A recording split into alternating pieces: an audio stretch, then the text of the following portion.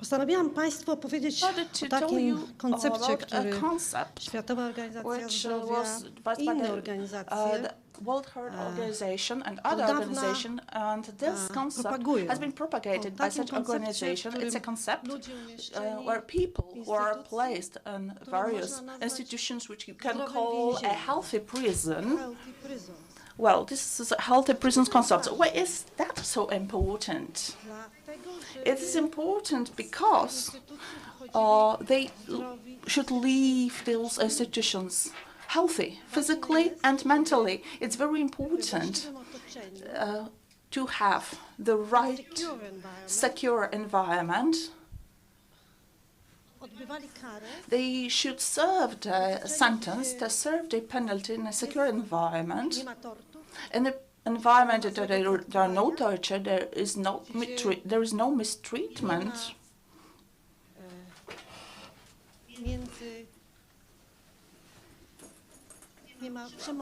When there is no violence among prisoners, when there is ensured ongoing access with the external world, it should be a place which should provide adequate material conditions, such as a proper space for each convict, and not an overcrowded place, definitely, and each convict should have his or her own bed, access to natural air, natural light, potable water, and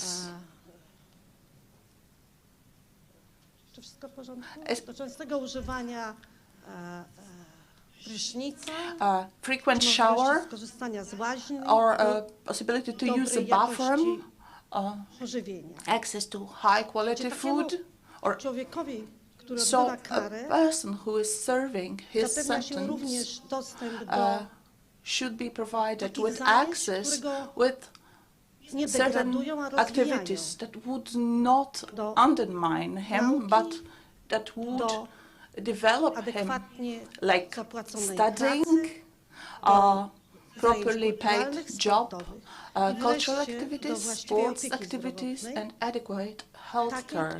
A health care that should be custom-tailored in such a way and adapted to the needs of such prisoners. Such healthcare that is free of charge, healthcare that is the same as the one and equivalent to the one that is out of prison, that is offered to the other part of the society. So if we are talking about the adequate health care and adequate conditions, well, it's not only about the access to doctors and nurses, and there should be adequate access to medications and access to modern diagnostic tools, specialist treatment, but also the medical staff should be independent because it's of core importance. And now shortly, let me tell you briefly what has been done or what is being done all over Europe to achieve that concept of a healthy prison, a concept that is, look at the picture of it there. This is one of the prisons in Norway, so this is our objective. So there are many different activities which are happening all across Europe. And I believe that it's a huge achievement that there are many European or international institutions which started talking about prisons and providing health service in prisons. So these core actors on that scene could be the European Union and the Council of Europe and the World Health Organization. And over the past few years, new prison rules have been adopted, and they were named after Mandela. These were the minimum rules And they state clearly that the access to healthcare should be provided free of charge. And there are many projects that are implemented all over, like Georgia, Montenegro, Armenia, and they are implemented by the Council of Europe, and they are funded by the European Union. And the European Agency for Prevention of Drug Addiction has recently released, I think I'll be able to tell you about that more. Our Highness Tover will tell us about that. They released a document on prisons and drugs and current challenges in that respect. So, the European Centre for Prevention of Transmittable Diseases are releasing their regular recommendations and guidelines on what should be done in order to prevent contagious diseases and prisons. So the program launched by the World Health Organization, the Prison Health, is also quite popular, and there are some documents released on what should be done, on what has been done, and a paper has been presented in that paper. There are 38 different countries present their stats concerning healthcare in prisons. And there's a last thing that needs to be stated. The last challenge that we had to face was the COVID pandemics, and I believe that everybody who has something to do with prison systems knows that in a closed, confined places, fighting COVID is a huge challenge to cope with. So starting from the very beginning, there were lots of protocols, there were lots of guidelines and rules on how we should prevent spreading of the COVID pandemics. So if you would like to find out more, I will just come back to that topic during our discussion. And there is, of course, much to be done. And in many European countries, the policymakers are still not interested in investing into healthcare in prisons. So I believe that the main reason is that we don't have a hard law. So all our recommendations that are developed by a specific committee, they are just soft laws, they are just guidelines.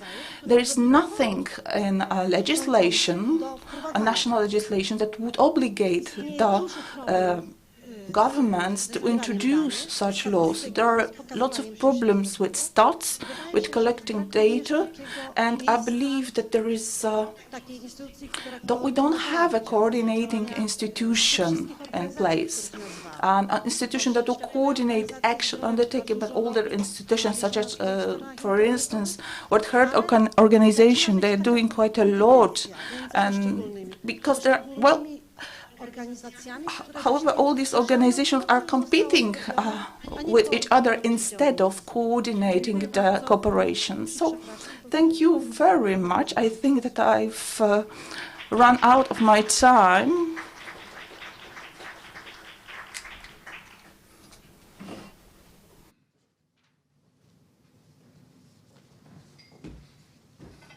Thank you very much, Marjana. We're going to stay with prisons and the criminal justice system with the next presenter.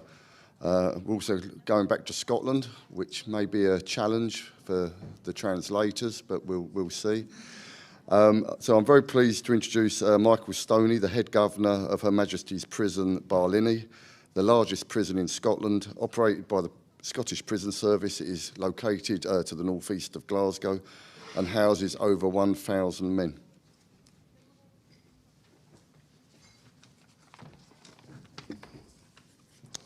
Good morning, everyone. What I would like to do this morning is give you a snapshot of the position we were in prior just to the pandemic hitting and how we've accelerated out of that, bearing in mind the pandemic's still alive. So I'm going to give you a bit of background. We have a situation called the Glasgow Effect. A study was done by the Centre for Population Health in 2010. That evidenced that Glasgow had a real problem with early mortality. The comparison study with Manchester and Liverpool evidenced that we were experiencing 30% more deaths than the other cities, despite the same economic profile and the same post-industrialisation. This was a real concern, and we were looking at where we would be in terms of the position and the reasons for this. It's been very difficult to identify. The study more or less concluded at the point when it reviewed in 2016 that Glasgow has suffered extreme vulnerabilities in terms of the policies and processes being applied to the people of Glasgow. And there was this so-called democratic deficit, which evidenced feelings of disempowerment and lack of control, and that was impacting on people's health, and these psychosocial risk factors were prevalent. Taking it up to the latest data, there is a real emergency in Scotland just now with drug deaths, and the figures for 2021 were the highest ever recorded, 1,339. Glasgow City alone had 291 deaths in the year 2020. There are real challenges as well. We have got a lot of people who are suffering from adverse childhood events and the trauma associated with that. And we see that every day in prisons. A lot of my population is a very vulnerable population. So we've tried to take a health-focused approach as opposed to a criminal justice approach, move away from as much as we can on offending behaviour programmes and move towards a health focus. The prison, as we know, impacts on mental well-being, and there are real concerns over feelings of safety for the men in prison. The drugs that we are experiencing now, a real issue in terms of the psychotic substances, spice, and also very, very strong benzodiazepines such as atizolam. There's a real risk-taking behaviour in prisons as well. We see people overdosing, the staff providing naloxone, and the same day when they come back from hospital that night they overdose again.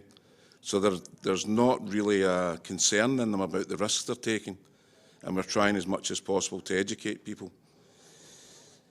The positivity of COVID when it hit, it's a strange thing to say, but the positivity was people felt safer. And what it also did, it humanised the prison because the staff were also experiencing the same circumstances as the men in prison. Everybody felt as if they were in prison during lockdown and there was not a lot of opportunity to do anything. So it tended to humanise, and the staff and the prisoners had a commonality and a common approach. When stopping all activity in the prison, what we found was the opportunity to change things came around. Prisons are very traditional, and it's very difficult to change what you do. But because something unique, like a pandemic, happened, we were able to stop what we were doing and move away from that towards this health-focused approach. So what we wanted to do was build resources in people, figure out what they really needed in order to function in the community and to survive and thrive in the community. We took the approach of salutogenesis, which is a phrase coined by Aaron Antonovsky, a sociologist, and he was particularly concerned with the relationship between health, stress and coping, and that's the experiences we see in prison with the men every day. What we want to do in terms of his the sense of coherence is a position he felt that if you have a strong sense of coherence, you have more chance of thriving or surviving. And there was three main areas of, one was comprehensibility, manageability and meaningfulness. And what we've tried to design in the prison is approaches that will help build up people's sense of where they are in the world and their understanding of their position, understanding they may have suffered trauma, but trauma can be healed and they can move on. Also to give them the skills to be able to manage their own life, focus on real skills development that will help them function in the community as well, and then also find a bit of purpose. People struggle when they go back to the community if they're trying to change their lives because they actually don't know what to do. They spent a life chasing drugs, alcohol. I mean, it was a very busy life for them. If they try to stop that, they've got to replace it with something, and we need to focus on finding a sense of purpose for the individuals. So we designed our own priest of inquiry model, which is a very co-productive process which allows individuals to identify their own resources within themselves and allows the staff to co-produce a plan with them. This focuses on building self-esteem and agency. It provides opportunity for skills development, but the skills that the individuals want and not ones we tend to try and enforce on them. And also look to provide a utility for these skills, find them an exit out into the community to use them. And also, we really need to identify the options that people feel are purposeful, not just the ones we impose on them. The other important aspect was this providing a vibrant, safe community that we allowed people access without concern. Prisons are a very difficult and dangerous place at times, and people don't feel safe, and therefore it prevents them from accessing activity and things to do. What we created was an area which was very approachable. It was a recreation area, it had a library, had education facilities, but also the staff, their approach and attitude was very positive and engaging, and we used a lot of peer-led initiatives as well. What we got was people attending that area just to spend time with their friends, but actually starting to engage with agencies that would help them through housing, employability, or just emotional psychosocial supports. And I hope to stick to the 5 minutes, Dave. Well, thank you.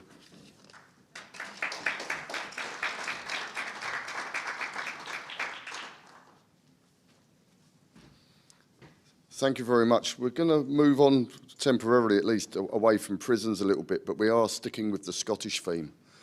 And I should perhaps point out for some people that it is actually St Andrew's Day today, so Scotland's national saint. So it's only right and proper that I get to introduce another Scotsman for his presentation, Martin Corley, who has been involved in health and social care throughout his career. He's previously held senior positions in a number of Scotland's charities and spent 3 years as director of the National Lottery Community Fund in Scotland, working with charities and community organisations. Since 2019, he's been working as CEO at the Beatson Cancer Charity.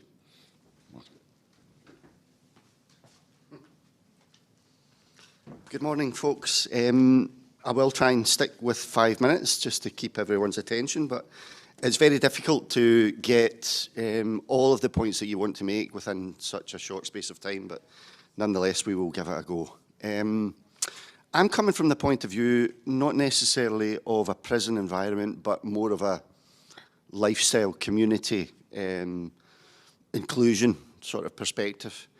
I'm going to touch on 3 themes. One is citizenship, the other one is collaboration, and the other is leadership. And I would contest that these 3 components, themes, are the key ingredients to deliver successful, meaningful, person-centred services for people with a variety of issues and needs. There's a guy called Michael Rowe, a psychologist from Yale University, researched a lot of work on the theme of citizenship. And he argues that there are 5 components of citizenship. One component is based on rights, the individual rights that one is afforded by the society or the state. One is the responsibilities that one has to acknowledge, absorb, and portray, and to be an active citizen. The other is relationships with other people, other citizens. The other is resources. And the other one is the roles that people play, the 5 R's of citizenship.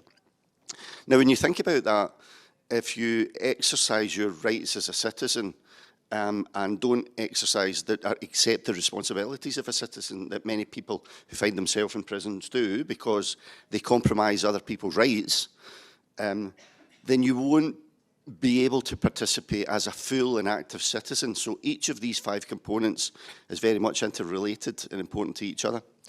So in my view, to deliver successful, progressive services for people, organisations seriously need to think about how they encourage, support, promote and engage people to think about how they engage as active citizens, because each of these components is so important and interrelated.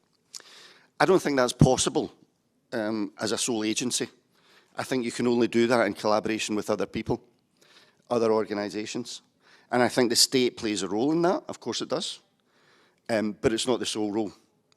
And in my view, the most successful services, and we heard a few yesterday, and when you think about that in a post-COVID world, the most successful services and the ones that will deliver and people's needs most will be the ones that act in collaboration and partnership with other agencies. You cannot do it alone. So the notion of collaboration is something that is very, very important in relation to deliver successful services. That often can be compromised because of the way services are structured, delivered and funded. And that's quite a shame, because if they're funded and delivered in competitive processes, competitive ways, then it can compromise the motivation for collaboration with other agencies. And I think that's something that agencies need to think about very carefully. And that, for me, brings me to the last point, and that is the importance of leadership. Without successful, participatory and transformational leadership, then you don't have all the ingredients that you need to make the difference that is so important to have the biggest and most positive impact for people.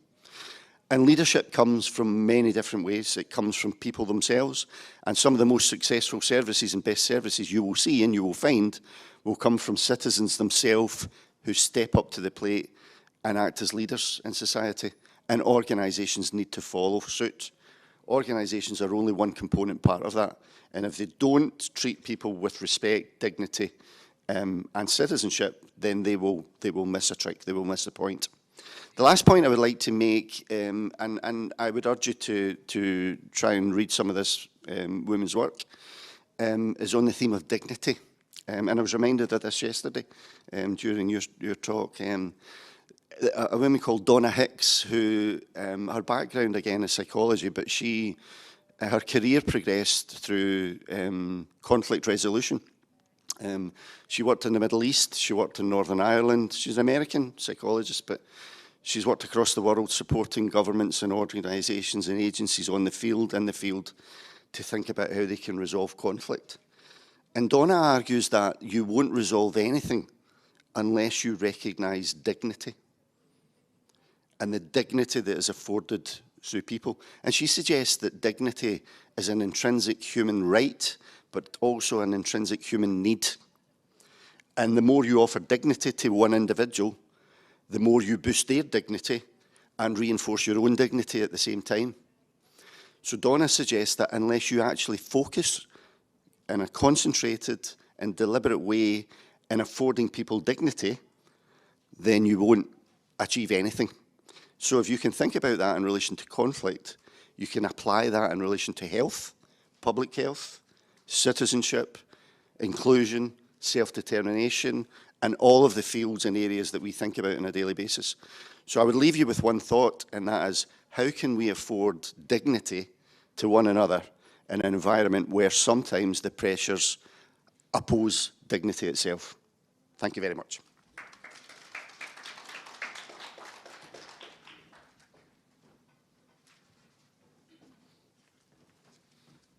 Thank you very much, Martin. Some very big ideas there, but some very important points, I think, made as well. Next up, I'd like to invite up Heino Stover, who I know is known to many here.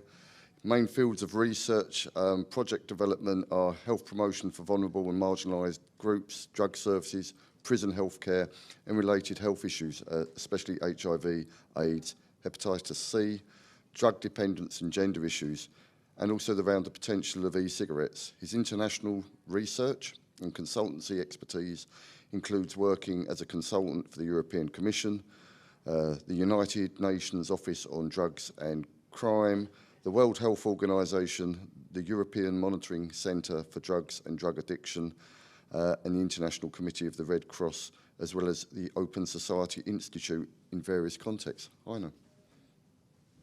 Thank you very much, David. Okay. Thank you very much, David, for this introduction. Welcome, everybody. I will talk about an issue which accompanied me throughout my career, and it is a typical city topic. We'll talk about drug consumption rooms. Earlier, in the late 80s, early 90s, there was a very interesting city network around Europe, and it hosted many cities who were tackling the drug issue in their communities, in their municipalities. And this is because all of them do have similar problems in tackling drug use. And out of that came, I think 1990 something, yeah, I said it here, the so-called Frankfurt Resolution. I only put a few sentences in the beginning. We, the signatories of the Frankfurt Resolution have agreed, sorry, I have to read it here, to continuous exchange of experience and cooperation with respect to drug policy, and the attempt to eliminate both the supply and the consumption of drugs in our society has failed. The demand of drugs persists to this day, despite all educational efforts, and all the signs indicate that, thanks a lot, indicate that we shall have to continue to live with the existence of drugs and drug users in the future. Very important sentences of this resolution. Disappointingly, the network does no longer exist. I don't know the reason why, but it was, let's say, a network with people who all, or with municipalities who all had the same problems. And one of the problems is the drug-related mortality. We heard a lot about Glasgow already, and I will continue a little bit with the experiences we made in Frankfurt in Germany. So first of all, the EMCDDA, the European Monitoring Center for Drugs and Drug Addiction, Lisbon, did recommend the following steps to reduce fatal outcome of overdose: supervised drug consumption rooms, take-home naloxone that has already been mentioned, and then, of course, opioid substitution treatment and many other things. And this is the key strategy we should follow, and we did it partly in the implementation of drug consumption rooms. DCRs are part of a broader harm reduction strategy, you all know, are part of a city-based security strategy as well at the same time, and it is an integral part of public health. And it serves both health and security interests. So it's a win-win situation. I would call the success for implementing 25 of these rooms in big cities in Germany. Win-win, the police, the public security is winning, and the health of the people is winning as well. And that might be the explanation of the implementation of these 25 rooms. So still, DCRs are a symbol of the fact that neither drug services nor police alone can bring about change to the drug problem. You see here, we've got 4 of these rooms in Frankfurt near the main station. They're not looking very cozy. You should not stay there for a long time, half an hour maximum, and then you have to get out. We do count, our institute is monitoring these 4 consumption rooms. We do count approximately 200,000 consumption events, injecting, inhaling, whatever is needed. Between 4,400 and 5,000 clients annually, decreased in times of COVID-19 substantially. Aging drug users with multiple health and social problems, and women are completely underrepresented, a topic I will come back to that. The new government of Frankfurt now issued a women-specific drug consumption room from women, managed by women, for women. And finally, we have now 24/7 opening hours. We've got, and might be the most convincing part of the whole story, we do count approximately one emergency case every day the whole year, either within the drug consumption rooms or in the neighborhood around these DCRs. Lots of them we call the emergency, we call the ambulance, and we do count, have a lot of hospital admissions, but not a single case of mortality, which is very important as an argument in the debate. So we do have security partnerships, which is needed between police and social work, health work. It's a continuous exchange of views and activities on two levels. First of all, we do have the meta level of drug administration, drug services, AIDS support services, police and public prosecutor. And on a second level, the level in which we are working, where really work is being done, it's the operation level, drug services, AIDS service and police only. So we do exchange views on how to manage it best, how to tackle the problem, and then we go ahead with that. Yeah, we see that this is a lifelong process, communication, coordination, and cooperation, I continue with what you just said, is the key of, let's say, running these services in a proper and decent way. Transparency is needed. It's a consensual basis to balance different interests of health and security. And we do have benefits in low mortality rate.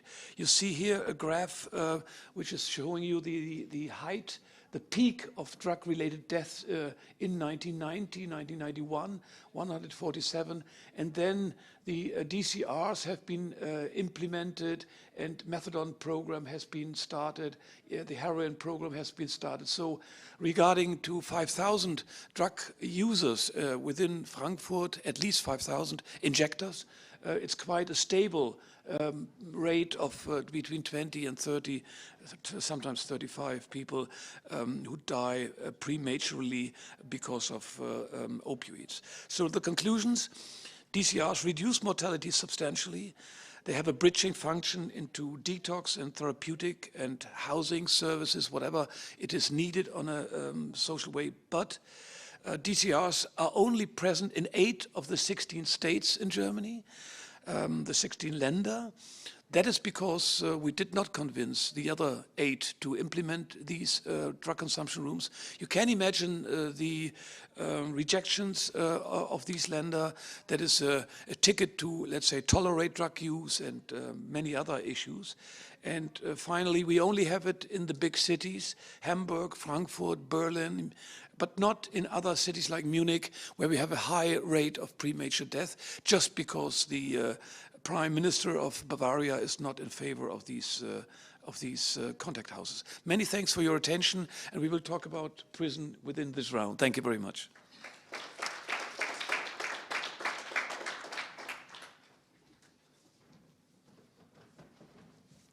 Thank you very much, Heino, and important reminder there. I mean, I wish London and England had the level of stable drug-related deaths that you were just telling us about, because Scotland has the worst in Europe, but the whole UK has not done very well on drug-related deaths at all in recent years. I'm now delighted to invite up our final presenter, Magdalena Domkowska, who is an advocate and strategy expert working with civil society groups and organisations, both locally, nationally and internationally, and has been doing so for the last 13 years. She's worked in the fields of public health, drug policy and human rights, and has worked with institutions such as the Global Drug Policy Programme of the Open Society Foundations, AFU, Helsinki Foundation for Human Rights in Poland, among others. Currently, she is implementing the EAAD BEST project, which aims to reduce the burden associated with depression and suicidal behaviour at individual and societal levels here in Poland.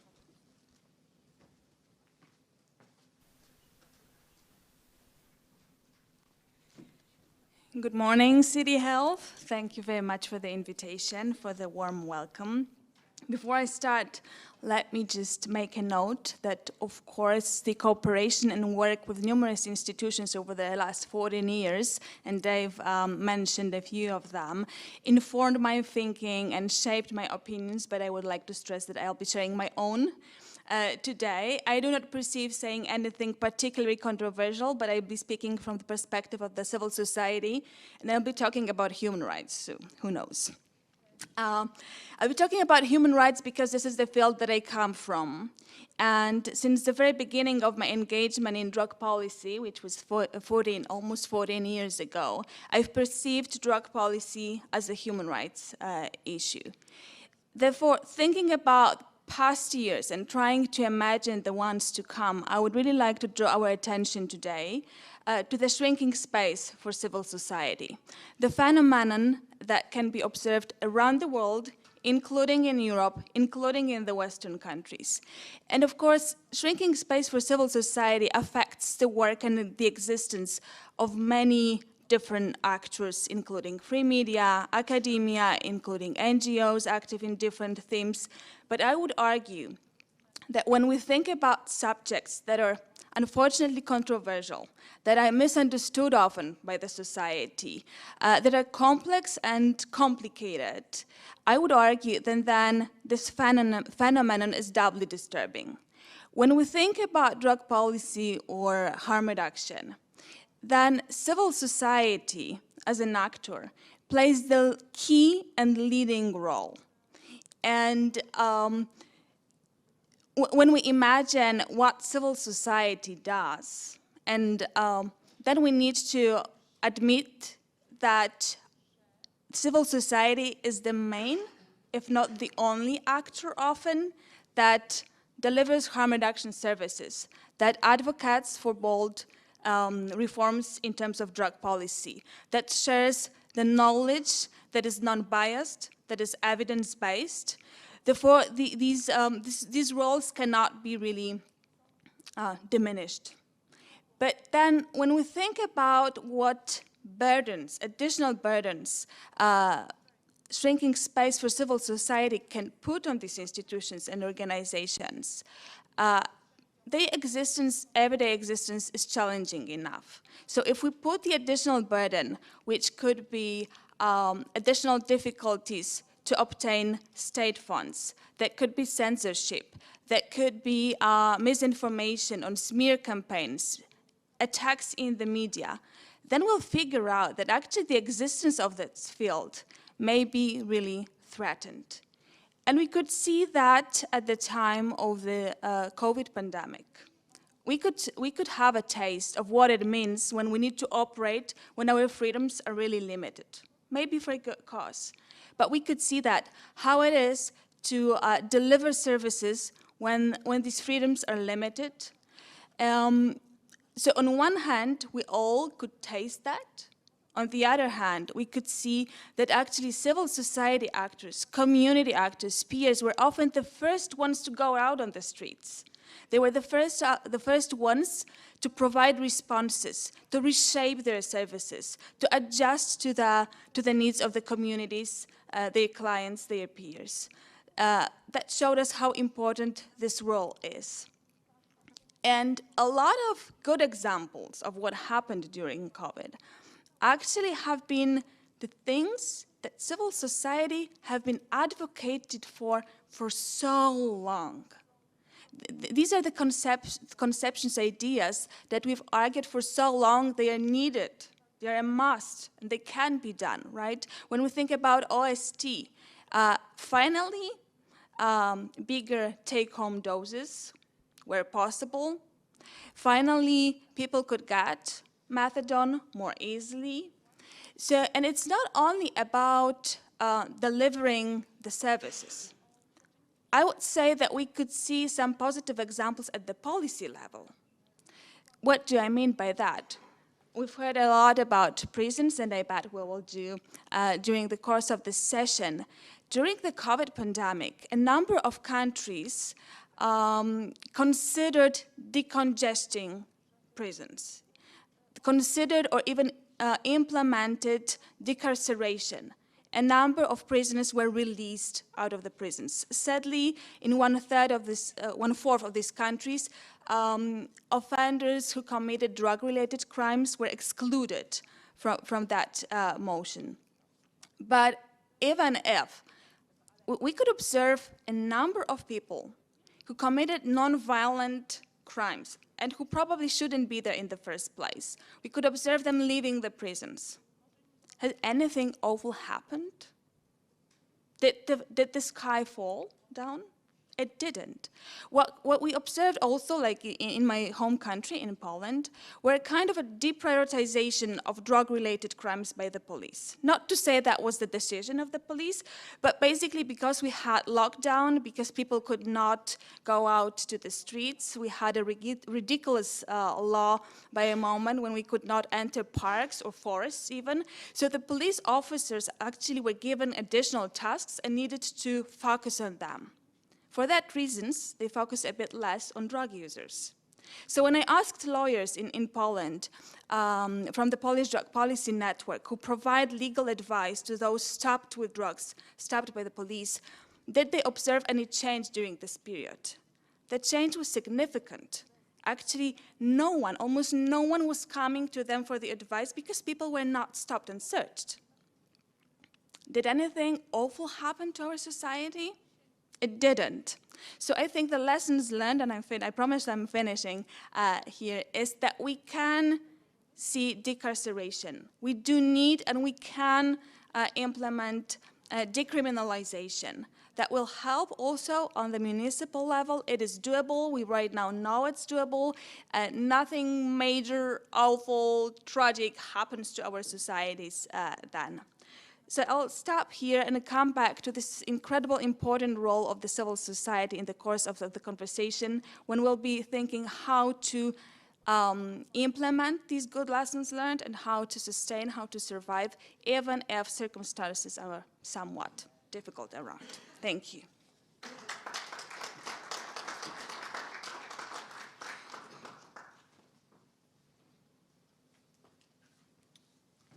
Thank you very much. I'm going to sit down here and we'll have an opportunity for discussion. People can fire in questions. If anyone in the room wants to raise a question, raise your hand, try to catch my eye, and the microphone is there.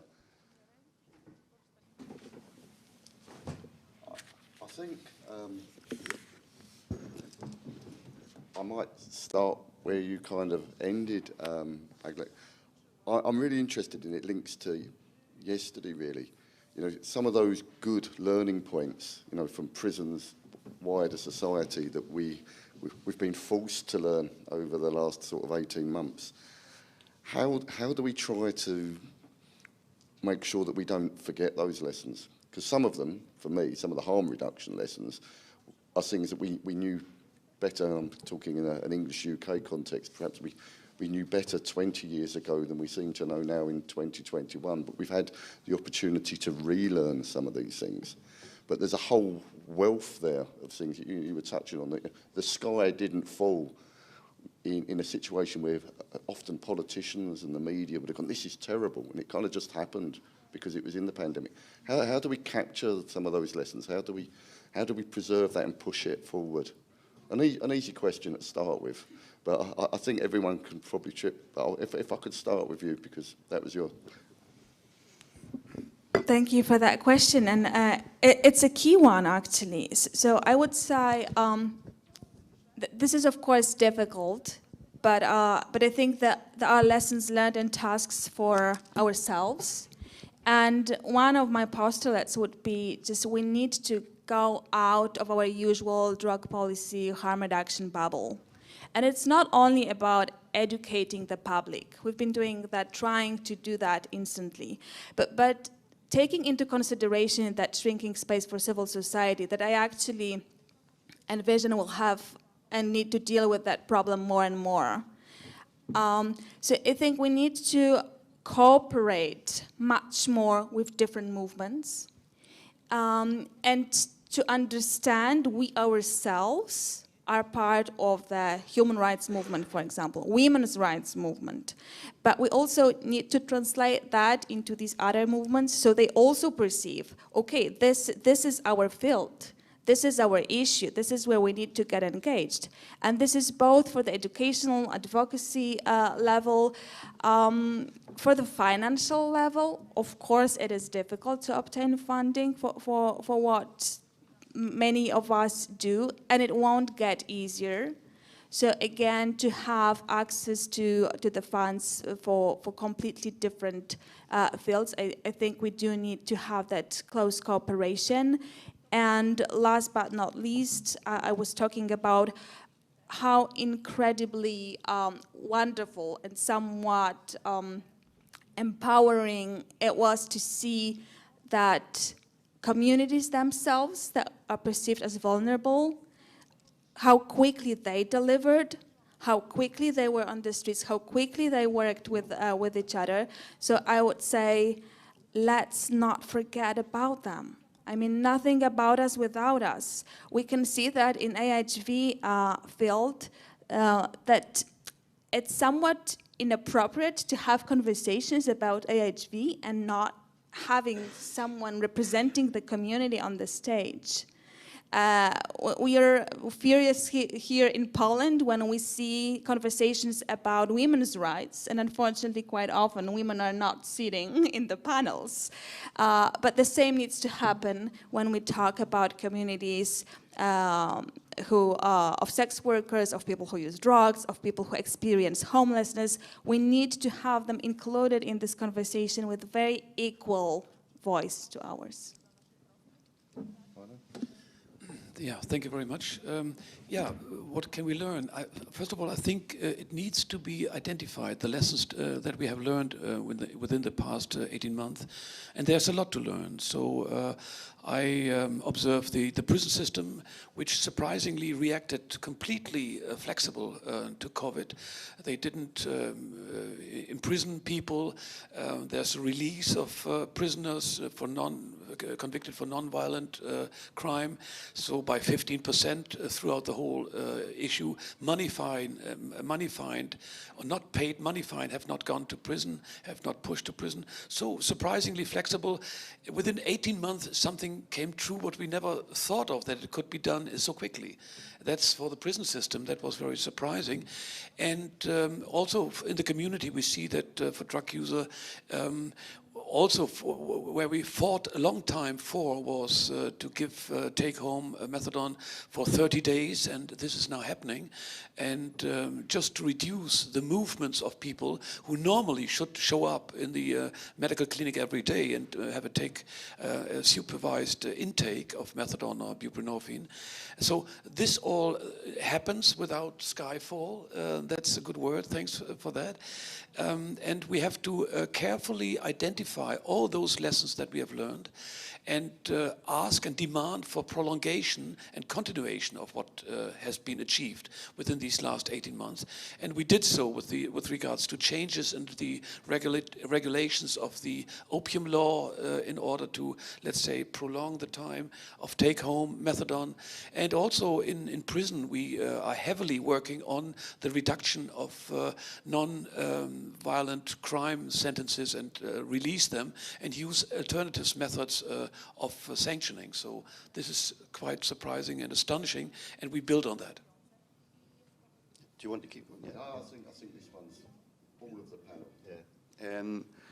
I think I very much support the comments that were made at the beginning. I think civil society is responsive, it's very reactive, it's fast, it moves, it's quick, it's flexible, you know, it's all of those things. And I think often government or state or a system-orientated service delivery is slow, is obstructive, doesn't like change, is resistant. And I think those two things can clash. And I think COVID has shown us that where you allow for some more of that flexible, responsive, reactive approach, then you can make change happen much more quickly. I think some of the work that happens in prisons, in your prison, for example, I think the point I was making about leadership, I think people make change happen, not systems or policies, really. I think policies provide an infrastructure or a support or a mechanism, but it's people that actually make the difference. And I think truly responsive services are those that are driven and shaped by people themselves. There was a saying that popped into my head that was, if you tell me something, I am likely to forget it. If you show me something, I might remember it, but if you involve me in something, I will understand it. And when you understand it, you're more likely to respond to the part that you can play in it. So I think that's really important. There was actually a question that I'll add on to it specifically for you, and seeing as you've got the microphone. Okay. For Manika, about the specific bit, how do we hang on to the learning and the new ways of working? And you did touch on the collaboration. Yeah. I think I love storytelling. I think sharing stories and sharing information and sharing success. I think some of the responsive services we heard about yesterday, like Housing First, these provide overwhelming evidence that they can make a difference in people's lives. So why wouldn't you want to use those examples to shape future policy? I was hearing about policy in Portugal and Lisbon, where government have now really supported a real drive for Housing First, which within a matter of months will create hundreds of opportunities for individual people.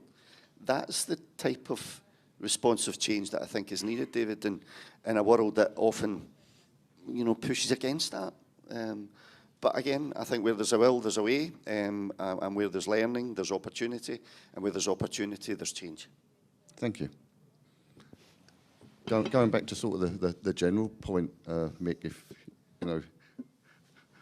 in the prison service, lots of stuff. I know you were talking about, some of the prisoners actually found the environment during lockdown preferable to sort of the normal routine. How do we sort of try to embed some of that? Well, I think one of the main lessons was the user voice is strong and far more informed than the governor of the prison, and we need to listen to people more. And we often make assumptions about what people want, and it's very rarely on the button. The other thing is there's no such thing as it can't be done. That was the second lesson of the pandemic for me. We released 130 from my prison over the course of 2 weeks, early, before their sentence expired. And the community services responded very quickly, and they were able to provide accommodation and support. Whereas we were trying things like that before, it couldn't be done. The other issue for us was the digital strategy. We struggled in Scotland in the dark ages of the digital world, and we then pushed through that because we had to respond and provide people with access to family contact. We provided mobile phones. It didn't work out quite so well, but it made the point. And I think the final thing for me, and I've always had this view, is if you want to do something, take a risk.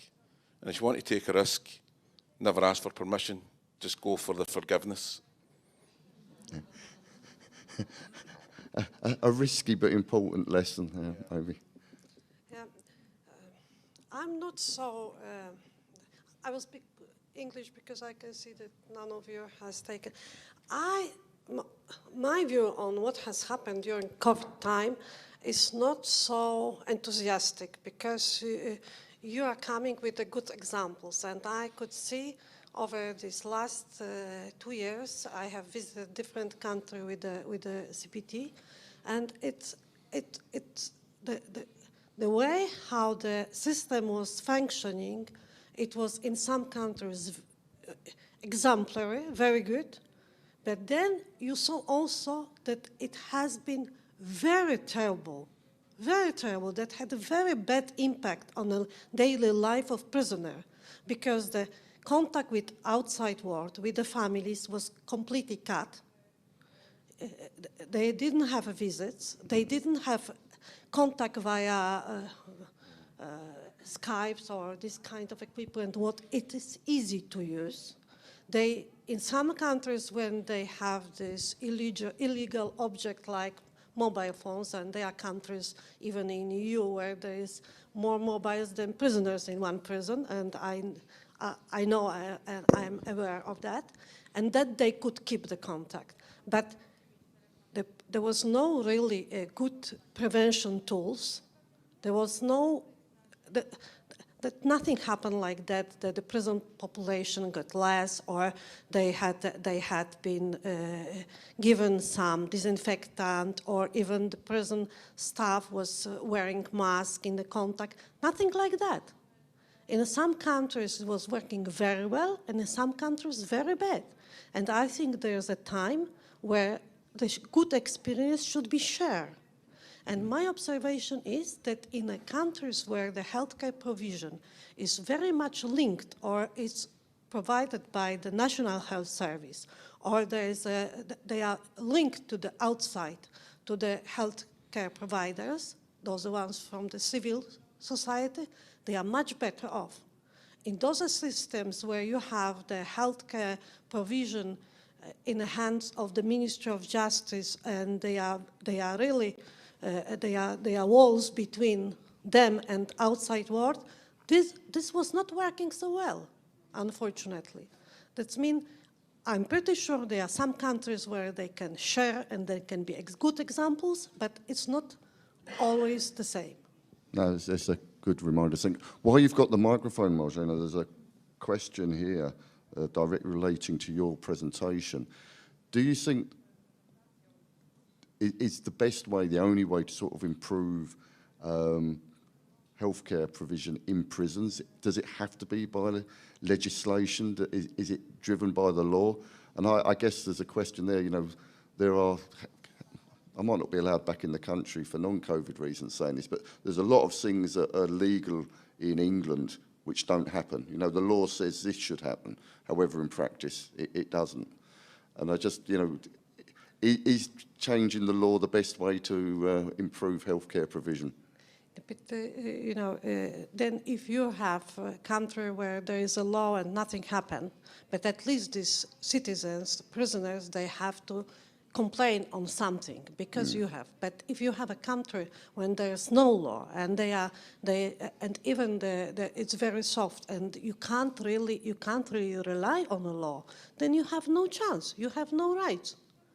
That is the problem. And also, I think we have been struggling for many years discussing on the forum of WHO, Council of Europe, the issue of governorship over the healthcare provision. And there is a trend that it should be with the Ministry of Health, because they are those ones what they know something. And the latest development with the Finland, I think this is the last country what has been removed from the Ministry of Justice, the responsibility under the healthcare provision, proves that you can have a really good, successful model. It shouldn't be done in a hurry like it was done in other countries, then it has been done by the decision of parliamentary or government over the night, and they are not prepared. I was following what has happened in UK. It has been done over 10 years. There are still traps, and I know very well it's not working so good as some people are saying, but you have some ideas you can work with, and you can have you can adjust, and you can remove those mistakes what has been done. But at least you have some concept. In many European countries, this does not exist. They have a very bad provision inside with almost no staff, and I'm not talking about some marginal countries. I'm talking about EU countries where they have no doctors and they have no nurses and they have not even one bed for one prisoner. And I'm talking about EU country where the concept of the person who comes, who is placed by the national authority to prison, should have at least the state is obliged to provide one bed for one person, and it's not the case now in the 21st century. I'm sorry. No, it's a good point, and the law can be useful. I know there's a question in the room, and I'll be in a lot of trouble because I didn't go on and ask a question yesterday. So please, the microphone is yours. Thank you. I'm Anna Dovbach, Eurasian Harm Reduction Association, and I need to add, and thank you very much for this division of the systems and this philosophical talk about how systems react in emergency situation. And it seems like in emergency systems go back to the basic settings and becoming those without any wishing to be nice. And what we see in our region, we are working in 29 countries, that the systems which are built on repressive mechanism, they became more repressive. And everything which we developed with the human rights and civil society participation just gone. And like emergency made it much worse. And I need to add some words which we are dealing with in the a bit more east from here. We are dealing with not just shrinking space for civil society, we are dealing with foreign agent law concerning the personal people who are speaking something freely. We are dealing with undesirable organizations, and it's very, very scaring because it's not only about one country, which is Russian Federation, but about a lot of countries around, and even Hungary could follow we are dealing with the drug propaganda law, we are dealing with homophobia law, and with the harsh policing because they got much more power nowadays. And actually that's, from my point of view, to add to your philosophical talks, like the challenges, but also the opportunities. And I know that we're all worrying about this, but that's additional East view, East wing. Thanks. No, it's a good reminder of just how hostile the environment is in some places and how difficult it is for people to work. I better not forget this one, and this is particularly to you, Heino, actually, and you touched that half the Länder have drug consumption rooms. The question is about how did you overcome the resistance in the areas where you did get it from local residents, the media, and you touched upon politicians. And this is quite a live debate in the UK as well, where there's lots of people talk about possibly having drug consumption rooms, but everyone's a little bit frightened to actually set one up. My recipe would be just do it. And I remember there was a bus in Glasgow, wasn't it Glasgow, who was supposed to be a drug consumption room. And that's the way we started in Bremen, in my hometown, in the late 80s. We just did it and just waited for the police to come and then to scandalize the whole thing. It was a long development, but I think from the mid-90s onwards, we did have at least 20 drug consumption rooms. But now it's getting really difficult to persuade the remaining 8 Länder, the remaining 8 states, because there's a huge blockage, and we have to face the very old arguments that drug consumption rooms lead to more drug consumption, or all these ideas, there will be more higher mortality and so on. But this shows the variety of our country. It is very heterogeneous from north to west and from north to south and east to west. And now we are facing the conservative bloc still. But I think there's movement and also an opportunity. Once, let's say, one state is starting with a progressive, innovative approach, the others have to deal with that. And this is the chance of a federalized system in a way that, let's say, not everything has to go via London or via Paris. So there's more diversity in the country. There's more movement possible. But with the blockage, of course, on the other side, that some of the Länder say, no, it's nothing for us, so do it in your Länder, and that's it. But I think there's a general movement in our country. So the new government is about to legalize cannabis from next year on. So that will be, let's say, a signal for our country and also for the neighboring countries.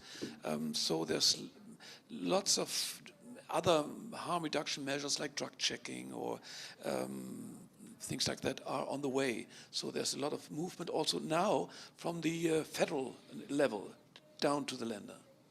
That's, you know, sounds quite positive. Thank you. I wish to add something to that, and actually to bring the words that Alex Stevens, we've heard from him yesterday, shared with the group at the meeting I participated in like almost two years ago. That was the last one in-person meeting before COVID. And he said a very interesting thing that was somewhat striking to me. It's in a way obvious, but then this is not what we usually do. Because he said that quite often, we, meaning the reformative side, we are in a position when we need to argue we're not going to do any harm. Where politicians, populists are saying exactly what you brought here. Well, drug consumption rooms, but they will increase the use of drugs, etc., etc. Or harm reduction is really, I don't know, inviting people to inject, etc. And then we are in a position when we need to fight back. Oh, no, it's not going to happen, it's not going to happen. So he said, why aren't you doing the opposite thing? You should be questioning, you as advocates should be questioning your politicians and making them need to provide rationale to why do we have the policies that harm so many people? Why do you, as a decision maker, allow for so many people to die because of the overdose, etc., etc.? And so actually we should turn and switch the roles, which is not super easy, but it was somewhat striking to me. Why aren't we thinking about it this way? Why do we allow to keep ourselves in the position when we need to defend? Oh, no, we're not going to harm anyone. They're harming people. I mean, policies that we can see around the world, they're harmful nowadays. I think that's a good point. Reframing the question can often make people think about their positions. And I want to pick up on some of the negative things that are out there, really, and we've heard, about the problems, repressive, authoritative approaches. What are the other big threats, though? Because, I mean, one thing I'm very conscious of, it's finance. But, how do we get services funded? And I was very struck, Martin used the word dignity, but actually a lot of the groups we're talking about, there's a bit of a barrier to overcome before people think, well, prisoners, they've lost their rights, they've lost their right to dignity. Drug users often very much the same. Countering some of that, particularly in an environment where public money is becoming harder to get by. How do we tackle that? I'm not sure if I'm going to respond to the finance question here. I'll come back to that, but my mind immediately went to if you have years and years of oppression or negativity. I'm 57 years of age. The moment I was born, my mum started cuddling me, and almost every day since I've had a cuddle or a kiss or a love or a warmth or a compassion. So when you have, what's 57 times 365? When you have that every single day, it builds up a strong reservoir of resilience to cope with some of those life pressures that we all experience. Flip that on its side. If you didn't get a cuddle, if you have the ACE experiences, if you don't experience the love and shaping of your formative years, then 57 times 365 days of that type of existence creates a poverty of expectation in one's life. So how can we shift, going back to the dignity argument, how can we shift that to try and promote the experience for people who need services, who rely on services, where those reinforcers build up that reservoir of resistance every single day? That's not about money. So coming back to the question, that's not about money, I don't think. That's about approach. It's about understanding. It's about compassion. It's about, all of those things that I think you find in good services. There is never enough money. I worked for 3 years in the UK's national lottery, where we gave away £600 million a year. But it's a drop in the ocean to the resources that are required in public services. But to civil society, it was the key lever to make things happen. So it's not always about money, but I do understand the point. No, there are resources other than cash, and yeah. Just quickly, you send less people to prison, you'll save a lot of money. As a key message about Scotland's incarceration rate is higher, the highest in Western Europe now. We're not any more criminal than other areas. I don't know why it's so high. But what I do know is there's real vulnerabilities and real inequalities in Scotland, that if we resource them properly, we've got a fair chance and a fair wind behind us to do something different. And we all know in kind of recent years, the last 10 years, austerity doesn't work, and austerity makes things worse and creates greater inequality. So it's trying to figure out about where do you take the risk to invest and then relax about the dividend that will pay eventually. But people want return on investment and people want things measured. And I don't think that's the route to go. Thank you. A point that's been touched on there, and I'm picking up on your point about it not all being driven by money. And, you know, again, using UK example, we have a bit of a leadership deficit, you know, around a lot of these issues. And I think it links to actually some of the points. Lots of alliances, network groups have ceased to exist. You mentioned the Frankfurt group. There was an opposed group that I seem to remember that the City of London was one. You know, European Cities Against Drugs. But you know, despite their policy, those networks have largely disappeared. And certainly in the drugs field in the UK, lots of the sort of second-tier groups that brought people together to discuss things, they went quite early in austerity. They were seen as easy things to cut. They didn't really matter. You know, they organised conferences or whatever. But actually they provided a big role in leadership, providing a platform for people to say this works and to share ideas and informally in training. How do we reinvigorate, I guess, civil society? How are we going to make it better? If that was so easy. But I will actually stick to this idea of going outside of the usual bubble, and because I think that, you know, it's not only about money, of course it's about attitude and a lot of values, but on the other hand, well, people who deliver services, they need to eat as well. If we want to introduce e-cigarettes, we need money to buy them. So to some extent, you can do a lot of things with your goodwill, but you come to a certain point where resources, including the financial resources, will be needed.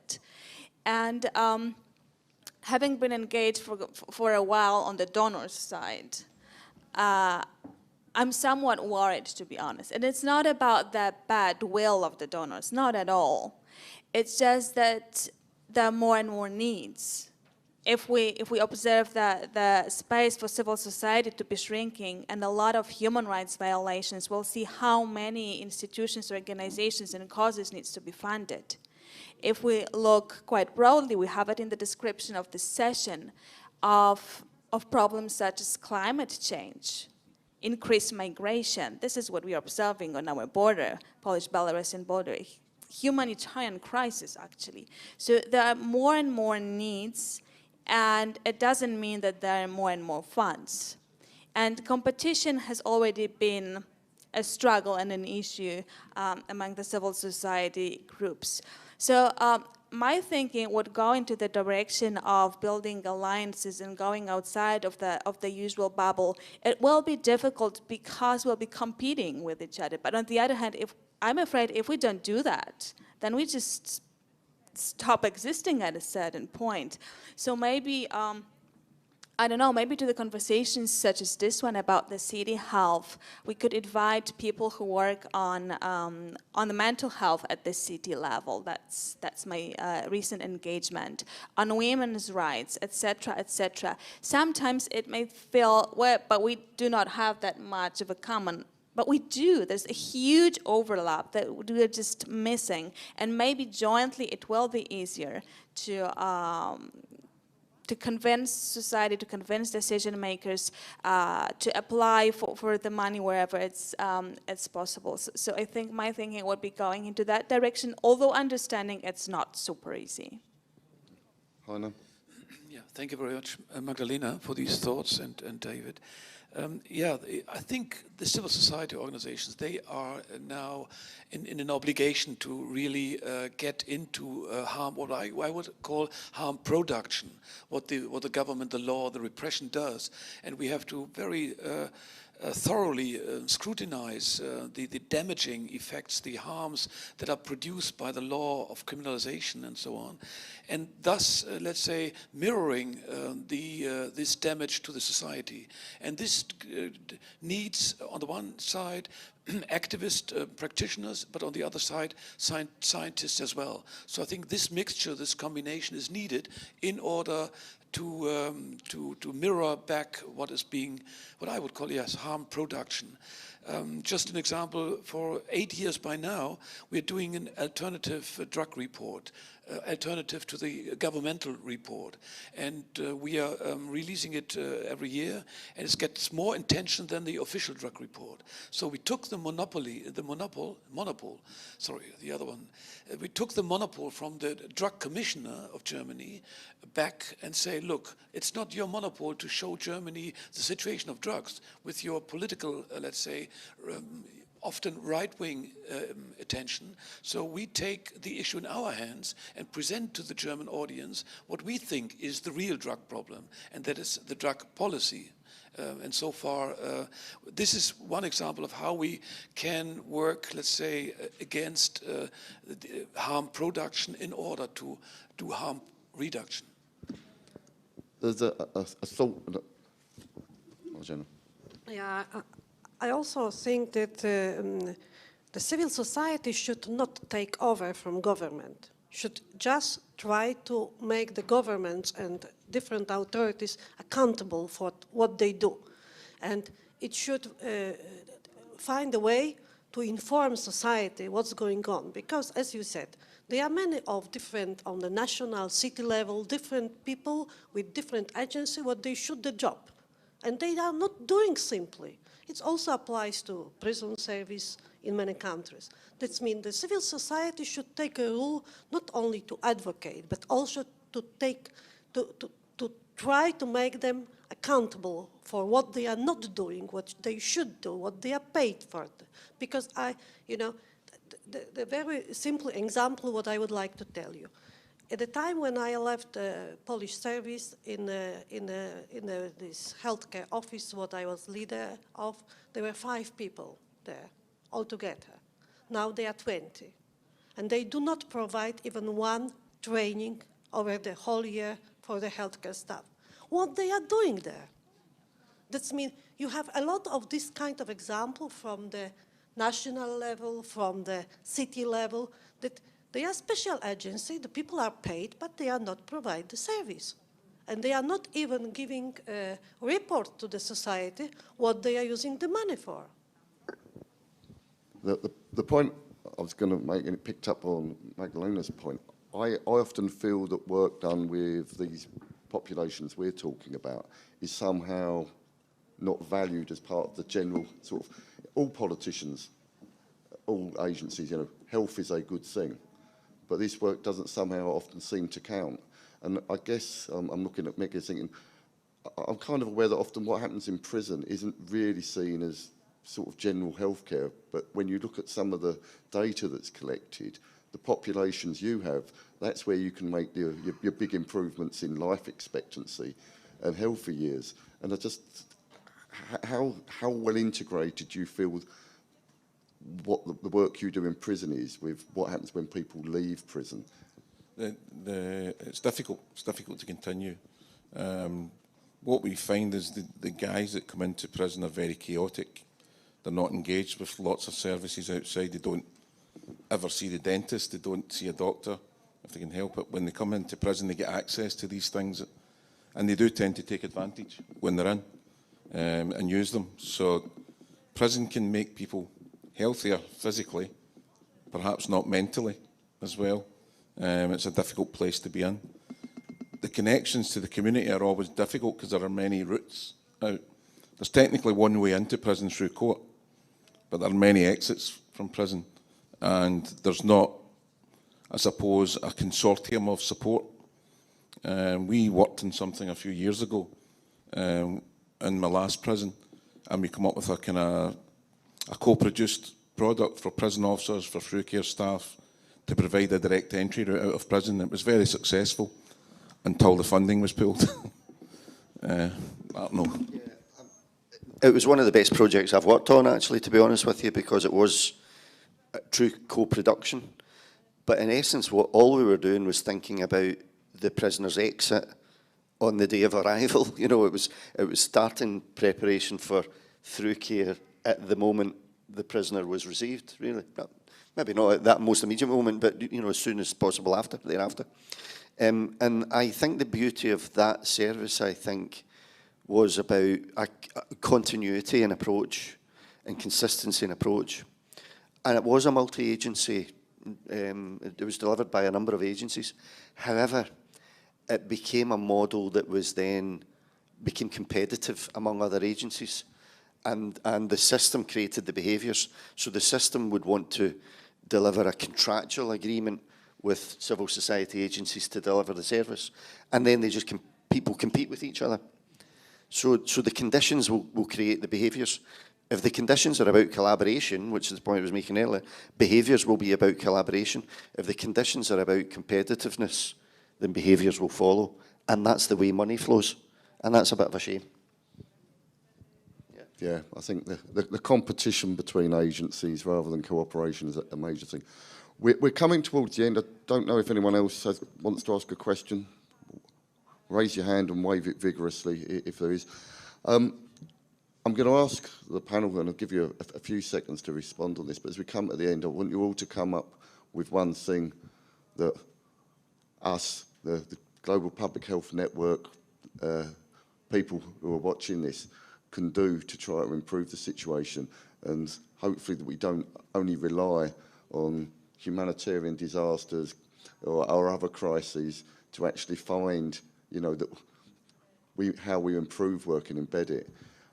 Because I'm very, very struck from what I've heard here, both acknowledging there's a lot of risks and lots of awful things obviously happened in the pandemic, but we don't have a repository, we don't have a resource where we can put all the good things at work and point them and say, this is what we should all be doing.